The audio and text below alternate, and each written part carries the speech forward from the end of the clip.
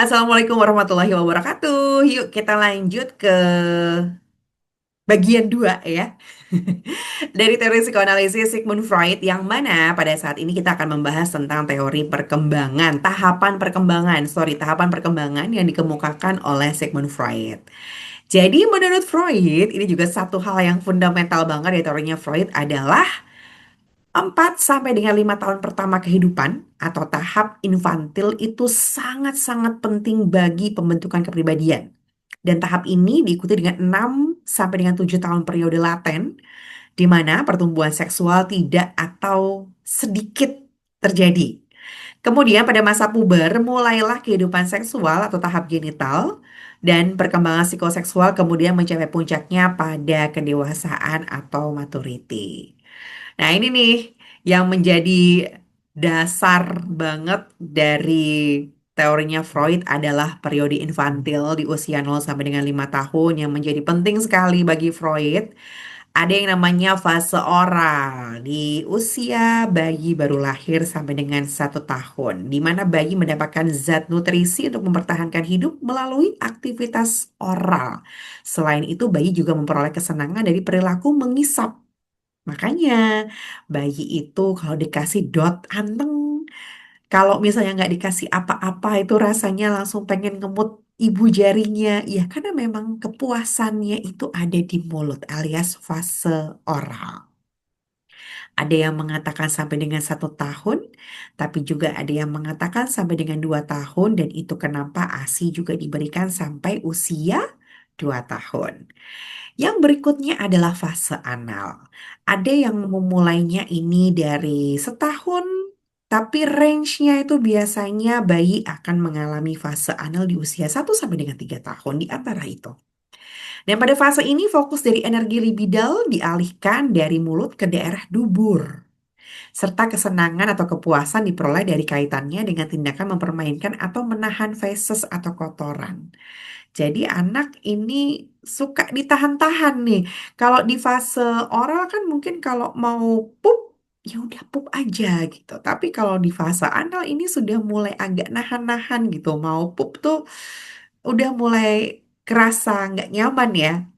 Nah, makanya pada fase ini anak mulai diperkenalkan dengan aturan-aturan kebersihan oleh orang tuanya yang dinamakan dengan toilet training. Nah, ini dia kenapa umur segini ketemu sama anak harus fase menyusui.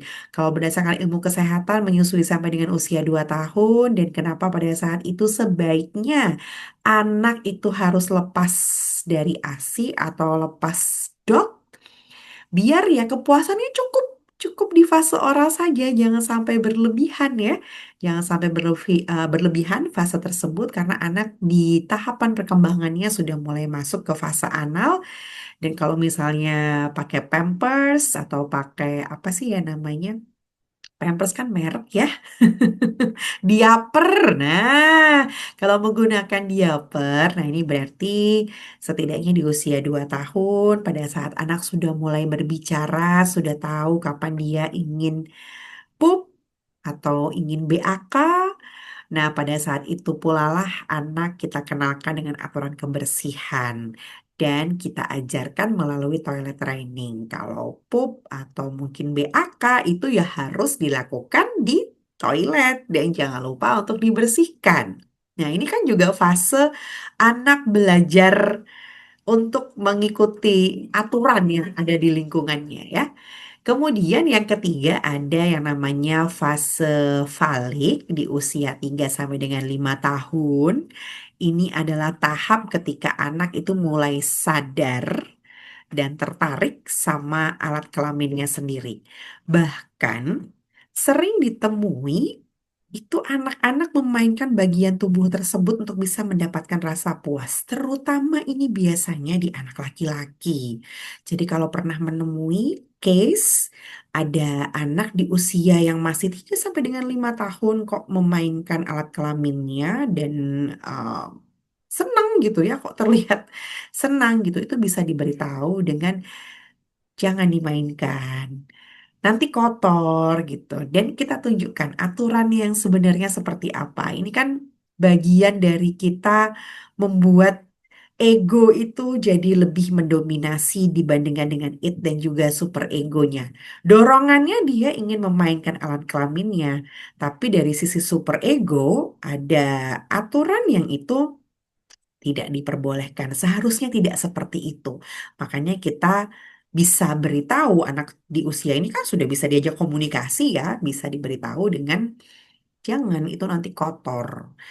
Em, Mungkin nanti suatu saat akan bisa jadi sakit gitu, lecet dan lain sebagainya. Tapi paling mudah kita bisa sampaikan kalau itu kotor. Dan kita ingatkan terus-menerus sehingga dia tahu bahwa hal itu jangan dilakukan. Nah, pada masa ini biasanya muncul yang namanya Oedipus kompleks. Wah, apalagi ini ya. Jadi pada anak laki-laki biasanya muncul rasa ingin lebih dekat sama ibu. Bahkan dalam tanda kutip ingin memiliki perhatian ibu sepenuhnya. Sehingga kadang muncul perasaan bersaing sama ayah. Dan perasaan ini bisa menimbulkan kecemasan yang disebut dengan castration anxiety atau takut kehilangan alat kelaminnya. Nah, pada anak perempuan biasanya muncul keinginan untuk lebih dekat sama ayahnya dan merasa bersaing dengan ibunya. Jadi ini memang kebalikan ya, Oedipus kompleks itu tadi. Dan perasaan ini dikaitkan dengan konsep penis envy, yaitu perasaan iri karena tidak punya alat kelamin laki-laki. Kemudian di usia 5 atau 6 tahun sampai dengan remaja. Di sini tertulis 5 sampai dengan 12 tahun anak memasuki periode laten. Nah, di sini periode peredaan impuls seksual. Jadi yang tadi ya mulai impuls seksual di fase oral sampai pada tadi terakhir itu ada di fase falik ya, oral, anal dan juga falik. Di usia ini tuh impuls seksualnya justru malah mulai mereda. Anak mengembangkan kemampuan sublimasi, yaitu mengganti kepuasan libido atau energi dorongan hidup yang kecenderungannya lebih ke arah seksual ya, energi dorongan hidup libido di sini dengan kepuasan non seksual. Jadi ini diganti gitu, disublimasi ke bidang intelektual, atletik, keterampilan dan hubungan dengan teman sebaya. Nah, itu kenapa anak-anak itu bisa mulai belajar masuk SD itu di periode laten ini. Meskipun tiap anak perkembangannya berbeda-beda ya.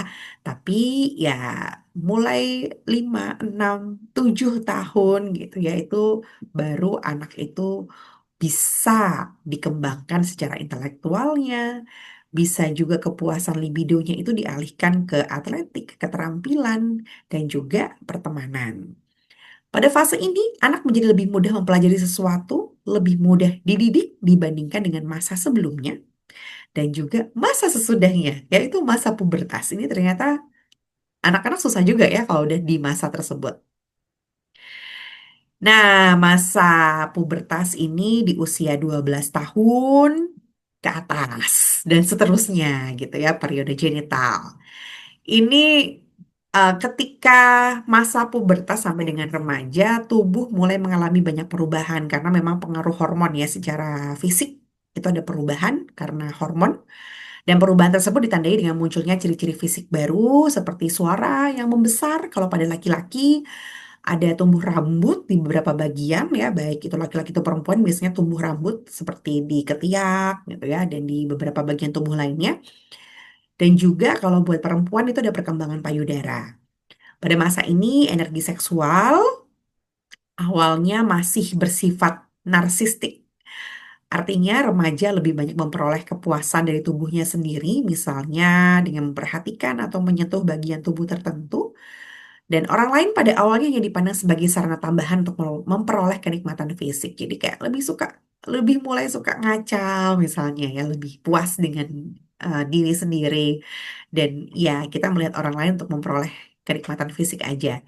Namun, seiring bertambahnya usia, dorongan seksual ini mulai dialihkan ke luar diri, sublimasi lagi, dan remaja ini mulai menyalurkan energi itu ke hal-hal positif. Jadi daripada lebih memikirkan energi seksualnya sebagai orang tua, ya misalnya teman-teman punya anak usia remaja, ini bisa kita arahkan untuk bisa aktif di kegiatan kelompok. kemudian nanti di usia SMA sudah mulai berpikir ke arah karir, kemudian menjalin hubungan dengan lawan jenis ini kalau sudah usia yang lebih dewasa gitu ya, dan akhirnya menikah serta membangun keluarga. Nah, Freud itu tidak berfokus pada perkembangan setelah pubertas, teman-teman. Karena menurut Freud, perilaku ketika dewasa itu ditentukan oleh masa kanak-kanak. 5 tahun pertama itu tadi yang menurut Freud itu menjadi sangat-sangat penting. Setelah itu menurut Freud nggak ada pengaruh yang besar. Makanya beliau tidak membahas perkembangan setelah pubertas. Nah, bagaimana teori psikoanalisis memandang psikopatologi? Psikoanalisis memandang psikopatologi muncul karena adanya kejadian traumatis di masa lalu yang kemudian ditekan ke alam bawah sadar. Masa lalu ini ya sebagian besar yang terjadi pada masa anak-anak tadi. Jadi kenapa kita tuh bisa seperti ini, itu pengaruh besar pada saat kita masih bayi sampai dengan usia 5 tahun. Itu menurut Freud. Nah, ada teknik-teknik psikoterapi yang dikembangkan oleh Freud, yaitu asosiasi bebas dan juga analisis mimpi. Kalau di asosiasi bebas kurang lebih, nah nanti teman-teman akan banyak belajar lagi di kuliah psikoterapi ya. Tapi intinya asosiasi bebas ini adalah teknik di mana pasien diminta untuk mengutarakan segala pikiran yang muncul pertama kali di benaknya. Terserah deh kamu ngomong apa aja gitu ya, dan nggak peduli betapa memalukan atau menyakitkan ingatan-ingatan yang kita punya. Nah nanti dari cerita-cerita itu tadi barulah Freud akan melakukan interpretasi. Atau kalau misalnya memang kita nanti mau menjadi seorang psikoterapis gitu ya, dan terapisnya itu pendekatannya menggunakan pendekatan Freud, ya menggunakan asosiasi bebas ini si pasien akan dibebaskan untuk cerita apapun. Dan nanti terapis yang akan melakukan interpretasi. Dan juga satu lagi adalah analisis mimpi. Di sini terapis akan menganalisis mimpi-mimpi yang dialami oleh klien berdasarkan simbol-simbol yang muncul. Jadi kalau misalnya habis mimpi sesuatu, si klien ya harus cerita ke terapis mimpi apa, simbol-simbolnya seperti apa. Kenapa? Karena teori psikoanalisis menyatakan bahwa mimpi-mimpi tersebut mempresentasikan keinginan, ketakutan maupun konflik yang ditekan ke alam bawah sadar. Ya, karena ditekan ke alam bawah sadar tersebut, akhirnya munculnya di dalam mimpi. Sekian untuk bagian kedua dari teori psikoanalisisnya Freud. Saya tutup dengan quotes, salah satu quotes yang dikemukakan oleh beliau. Look into the depths of your own soul and learn first to know yourself. Then you will understand why this illness was bound to come upon you, and perhaps you will henceforth avoid falling ill. Jadi please, kenali diri sendiri, learn first to know yourself gitu ya. Karena dari situ kita akan tahu kenapa kita bisa seperti ini. Kalaupun kita merasakan sesuatu yang sepertinya kurang nyaman karena kita sudah mengenal diri kita, kita akhirnya tahu penyebabnya apa. Dan ketika kita tahu penyebabnya apa, harapannya kita bisa mencegah hal tersebut terjadi kembali di masa yang akan datang. Semoga bisa dipahami, semoga bermanfaat. Wassalamualaikum warahmatullahi wabarakatuh.